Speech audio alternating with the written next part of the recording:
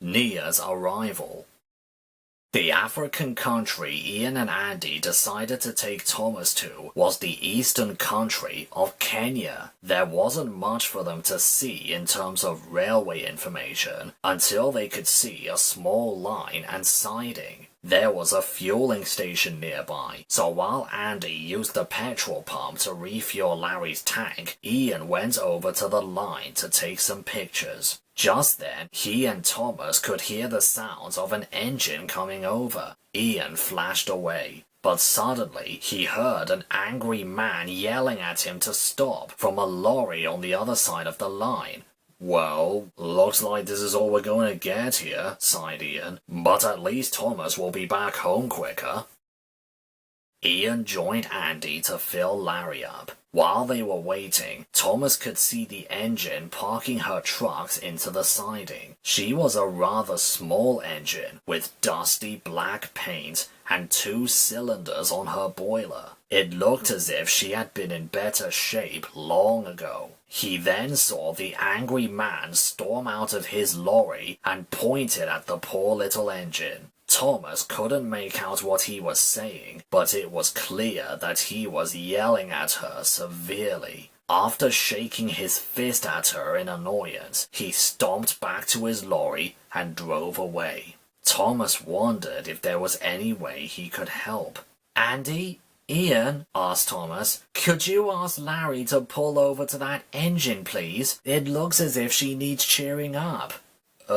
Sure, Thomas," said Andy, and so they did. "Hello," said Thomas nicely. "Is it all right if I ask you your name?" The little engine looked up. "Yes," she said in a depressed tone. "My name is Nia. Can I help you with anything?" "Actually," said Thomas, "I was wondering if I can help you. Is there something wrong?" Nia sighed. "You might not understand, but if I'm being honest, I don't like working on this railway." "You don't?" "No. My controller is cruel. He never gives me any respect. He keeps yelling at me and is always cross, even if I haven't done anything wrong." Thomas thought. "Is your controller the man who was yelling at you just now?" he asked. "Yes," sighed Nia.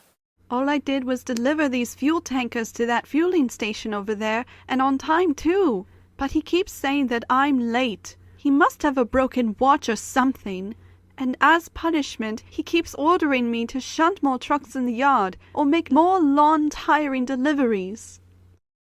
He doesn't even bother building me a new shed after my old one collapsed months ago. He keeps saying that he doesn't have the budget to build a new one, but I think he does. He just doesn't care. It's no wonder this railway is on the verge of closing down. Everything is in such poor condition, and he doesn't even care about me. He just shouts at me for no good reason, and he leaves me to sleep in the rain or surrounded by man-eating lions." Thomas couldn't believe what he had heard. That's completely uncalled for, he sympathized. Even my controller back home, whenever I do something wrong, even he isn't that cruel. Just then, the angry controller drove back again. He stepped out and slammed the door. "Nia, what are you still doing here? I told you to get back to the yard." "But sir, I didn't get any sleep last night. I'm getting very tired from all this work." "Quiet! I do not want any excuses for laziness. Now get out of my sight, you useless engine." Thomas could see that Nia was on the verge of tears. Being called a useless, lazy engine when she isn't offended her deeply. Thinking of no other options, he decided to stand up for her. "No!" yelled Thomas to the angry controller. "Nia is anything but a useless engine. She told me everything. The way you treat her, the fact that you don't respect her, and refuse to give her a roof to sleep under." "What?" said the angry controller. Nia decided to pluck up courage too. "He's right, sir," snapped Nia. "If it wasn't for me and my deliveries, business would have ended by now. If it wasn't for me, this lorry wouldn't have any fuel to carry this tank engine anywhere. But you don't care. All you care about is money, and never about me." "And all of this is why," added Thomas, Nia is going to leave this railway and come stay with me on the island of Sodor. What? Everyone was surprised. Yeah, you heard me. I'm taking Nia with me to a much better railway. A place where people are more welcome and more friendly. Where they can give her plenty of jobs, a nice dry shed, and more. Where there's a controller that respects her, no matter what she does. Really?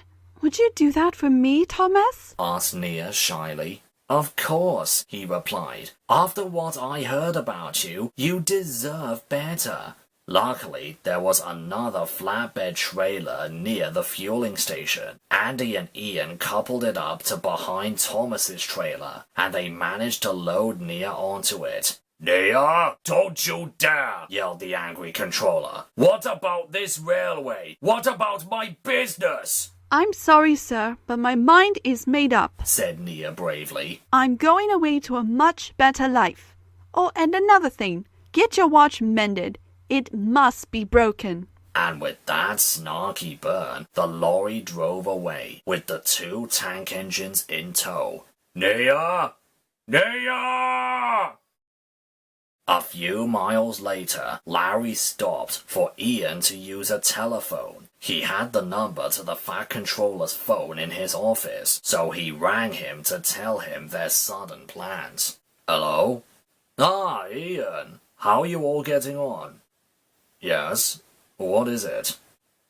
You're bringing an engine to Sodor? To stay? Oh? Oh, I see.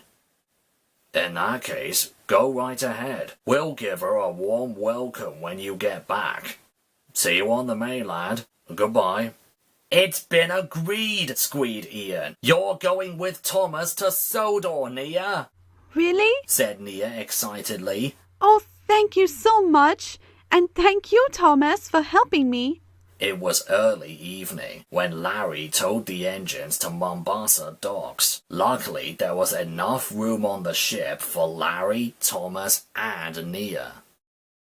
A few days later, they all arrived back in Southampton docks. The Fat Controller was there waiting for them. He asked Samson to take him there and to bring a breakdown crane. Soon, the ship's hatch lowered open, and out drove Larry the lorry and his 2 smiling loads. Thomas, called the Fat Controller, welcome back. I'm so glad you're safe and sound. And you must be the African engine I've heard about. Yes, sir. I am, sir. My name is Nia, sir. After detaching the chains from the engine's wheels, Samson lowered Thomas onto the tracks again. His driver and fireman came with Samson in the breakdown coach. While they were building Thomas's fire, Samson lifted Nia to the tracks, but they soon found out that Nia's wheels were too small in length for the tracks. It turns out Nia's railway in Kenya was a narrow gauge line. Oh no, cried Nia. She was disappointed. Don't worry, Nia, said the Fat Controller. We can take you to the steamworks and refit your undercarriage with some standard gauge wheels. In the meantime, let's go home. Nia was transported to Sodor by Samson on the crane's flatbed truck, while Thomas was free to use his wheels for the first time in months. They puffed for many miles until they could see the famous Vickerstown Bridge. At the station, the second they saw a speck of blue up ahead, engines whistled and people cheered. Thomas was surprised. A large crowd of people and engines had come to welcome him back, and to welcome Nia too. Everyone has really missed you, said Samson. They are all glad you're back. Thomas beamed from buffer to buffer. Hello, everyone, he called. Thank you so much. Then he could see Rebecca at the front of the crowd. Rebecca, how did you do on my branch line? Well, there have been a few ups and downs. A bit of a landslide here and there, but I've had fun. Annie and Clarabel had been great company. The The Fat Controller then stepped out of Samson's coach onto the platform. The station master gave him a megaphone, and he called to give everyone's attention.